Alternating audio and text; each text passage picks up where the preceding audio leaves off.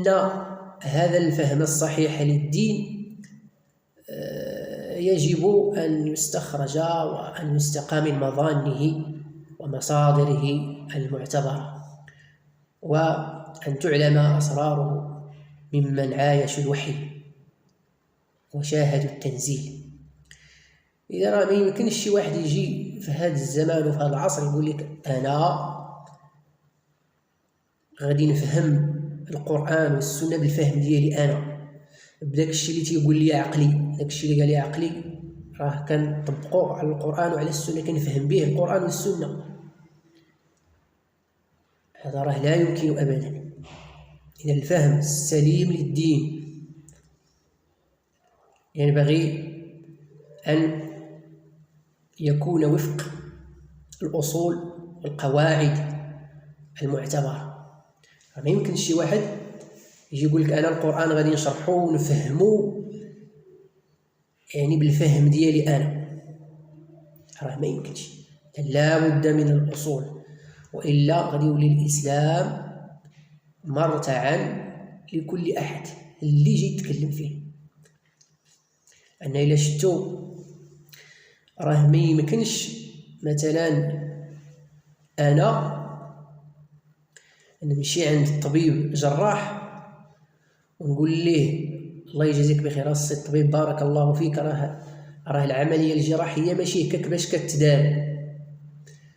ولا نمشي مثلا عند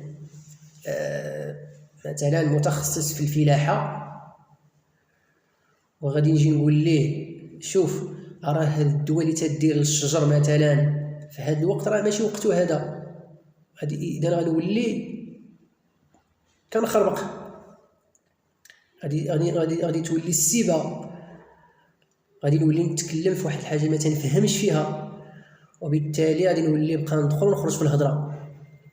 ولكن الطبيب يتكلم في الطب لأنه يعلم أصول وقواعد الطب. الفلاحة يتحدث فيها المختصون متخصصون في الفلاحة، عندهم قواعد وعندهم أصول وعندهم كذا ومرجعيات وكذا وكذا. الدين كل له حرفته، كل واحد عنده الحرفة ديالو، كل واحد عنده التخصص ديالو، باش هكا كنصلحوا المجتمع وكيكون عندنا واحد التكامل.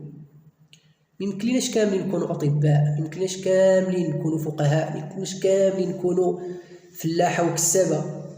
الكساب كيحتاج الفلاح، والفلاح كيحتاج الطبيب، والطبيب كيحتاج المهندس، وهكذا يتكامل المجتمع. كل واحد فينا كيحتاج واحد آخر، وهكذا نصلح مجتمعنا ونبنيه.